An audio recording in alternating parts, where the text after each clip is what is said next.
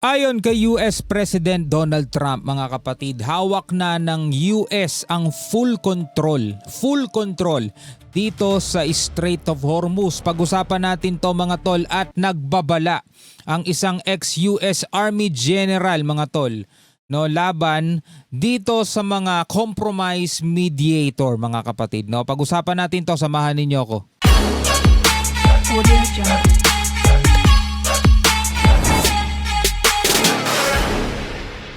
Alright, magandang araw sa inyong lahat. Welcome ulit sa ating bagong video reaction, review, commentary, opinion, criticism at kung ano-ano pa. Bago natin to pag-usapan, mga kapatid, no, huwag nyo munang kalimutan mag-subscribe kung bago ka pa lamang dito sa ating YouTube channel. At syempre, click mo na rin ang notification bell para ma-notify ka whenever na may mga bago tayong reaction video tulad nito. So update, mga kapatid, sa Middle East. Ayon kay President Donald Trump ng Amerika ay in full control ang Amerika o ang US Navy dito sa Strait of Hormuz, mga kapatid, no?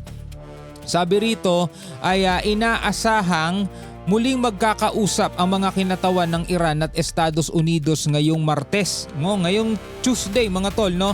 Batay yan sa nauna nang inanunsyo ni US President Donald Trump. So panoorin natin to, bigyan natin to ng reaction and commentary. Samahan ninyo ako, mga tol. Captain, you are requested to alter course to 190. If you do not comply, we will compel compliance with force. Nagpapatuloy ang pagpapatupad ng US blockade sa mga barko ng Iran sa Strait of Hormuz. Nito lamang Lunes, August 3, sa ulat ng United States Central Command, nasa 44 na commercial vessels ang nagre-route. 2 ang pinatigil ng US at 2 ang inakyat upang inspeksyonin. So patuloy ang US blockade ng Amerika sa mga barko na papunta at papalabas dito sa mga daungan ng Iran. Sabi rito, US forces continue to strictly enforce the US blockade against Iran. As of August 3, August 3, mga kapatid, CENTCOM has redirected 44 commercial vessels, disabled 2 and boarded 2. No, meron silang pinatigil at meron silang sinakyan. Ang nagre-route, 2 ang pinatigil ng US at 2 ang inakyat upang inspeksyonin. Giit ni US President Donald Trump, nasa ilalim ng full control ng US military ang Strait of Hormuz. So nasa ilalim ng full control ng US military ang Strait of Hormuz. Sila ang may control ngayon ng Strait of Hormuz. Kaya pabubuksan na niya ito ng tuluyan ngayong Martes.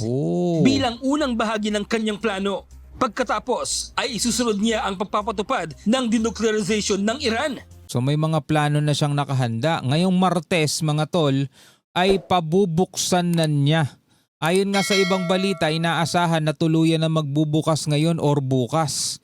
No? Ang pagbubukas ng Strait of Hormuz, ano kaya ang mga susunod na mangyayari dito? Kasi siyempre sinasabi ng Iran na sila ang may control niyan.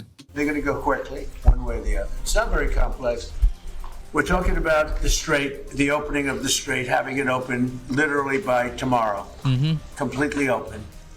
And that's phase 1. And phase 2 is we then will talk about the nuclear capacity. They're very strong on it. They cannot have a nuclear weapon. Iran cannot have a nuclear weapon. Kasunod ito ng anunsyo ni Trump na negosasyon sa pagitan ng Iran at US. Magkakaroon pa rin ba ng negosasyon yan matapos ng mga serye ng bombahan nila? Na aniya ay sinimulan ngayong Martes. Pero kasabay nito, inatake ng Iran Revolutionary Guard ang isang base ng Amerika sa Kuwait, partikular sa Doha gamit ang ilang drones. Ilang oil tanker din sa Gulf of Oman ang inatake nito base sa ulat ng British Maritime Trade Organization.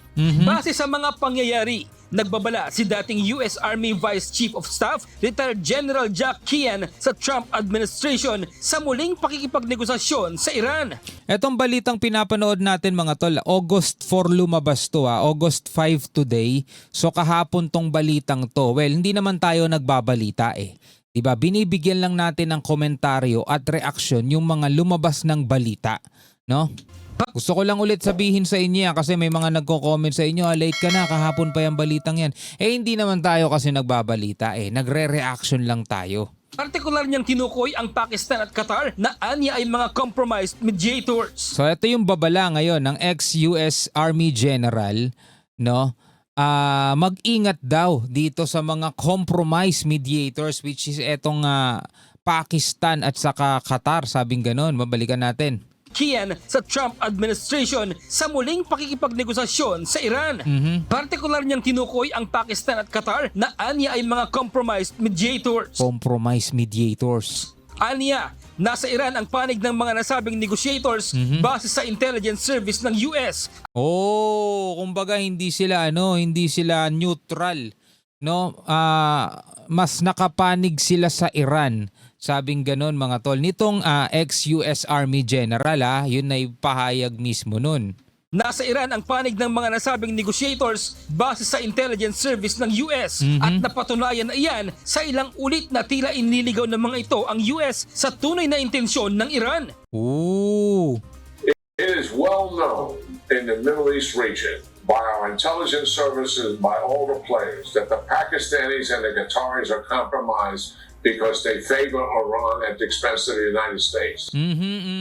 So ito'y dating US Army General, syempre may access to mga tol sa mga intelligence reports, no?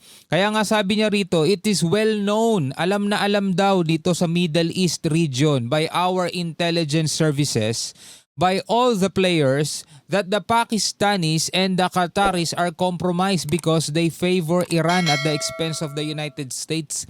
Mas pinapaboran ng mga negotiator na to o ng mga mediators na to ang Iran kaysa sa Amerika. Yun ang sinasabi rito ni retired General Jack Keane. Qataris are compromised because they favor Iran at the expense. Kumbaga inililigaw lang ang Amerika, sabing ganito. Kaya dapat daw mag-ingat si US President Donald Trump sa pakikipag-usap dito sa mga mediator na to. The United States. This is historical. This is not new. Historical. This is not new. Hindi na bago to. And yet they're the mediator. So their influence here, I think, has played a part in misleading the United States in terms of Iran's real intentions. Ooh. Dapat din niyang magmatsyag ang Amerika sa tuloy na intensyon ng Saudi Arabia kahit pa nagpakilala itong kaalyado. Binigyang diin ni Kian na kung gugunitain, tumanggi ang Saudi na ipagamit ang kanilang airbase at airspace sa Operation Epic Fury na buksan ang Strait of Hormuz. Sa halip ay pinigilan paan niya nito ang operasyon, gayong wala naman silang alam patungkol sa detalye ng plano. Sa paniwala ng dating military official, hindi nais ng Saudi Arabia na magsakripisyo kahit kaunti para mapatigil ang agresyon ng Iran sa gitnang silangan. Sa kabila ng pabor na naitutulong ng US sa kanila. They fly our airplanes. They fly our airplanes, we train their pilots, they drive our tanks and other vehicles, and we're about to cut a deal with them on F-35, which is the most advanced fighter the world has ever done. Train their pilots. They drive our tanks and other vehicles, and we're about to cut a deal with them on F-35s, the most advanced fighter the world has ever done. Despite all of that, it's shameful, in my judgment, that they are not willing to accept risks to support this president when he is putting everything on the line here to rid this region of Iran and the predator it has been for 47 years. So sa madaling salita, kumbaga parang pinapayuhan niya si US President Donald Trump na wag basta-basta magtitiwala dito. Maging sa mga Gulf states, Gulf region, mga tol. Dito sa mga bansa dyan sa Gulf region, wag basta-basta magtitiwala at kasama na nga daw doon yung Saudi dahil ayaw daw magsakripisyo ng Saudi ng kahit kaunti para sa pagpapatigil ng agresyon ng Iran. Kasi nga naman, nakita naman natin ng Iran mga tol, di ba? Talagang gagantihan nila mga tol, sino mang bansa ang makikitaan nilang pinagmulan ng mga missile na aatake sa kanila o yung mga nag-airstrike sa kanila. For example, Bahrain, Qatar, ano pa ba yung ibang mga bansa, Jordan, diba? Yun yung mga lugar na binabawian nila kasi may mga military base doon ng US, mga tol. So sinasabi rito nung ex-US Army General na mag-ingat dahil etong mga mediator na to katulad ng Pakistani at saka ng Qatar, noon pa man, hindi na daw to bago, noon pa man talagang pumapabor na yan sa Iran. Ano sa tingin nyo mga tol? Well, yan ay pahayag mismo ng ex-US Army General mga tol. Sa tingin nyo ba ito'y pakikinggan ni Trump? Bradley Rub! No, ano sa tingin ninyo mga tol? Kailangan nga bang mag-ingat dyan ang Amerika? Well, problema na nila yan no? Tayo nakikibalita lang naman sa kanila Actually, hindi naman tayo apektado ng labanan nila kundi lang sana na isinasara yung Strait of Hormuz eh. Hindi na sana tayo apektado dyan eh. Pero hopefully, eto, sabi nga ganun ni Trump, bubuksan na daw nila ng tuluyan etong Strait of Hormuz dahil in full control na daw nila yan. Well, let's see. Tignan natin mga tol, no?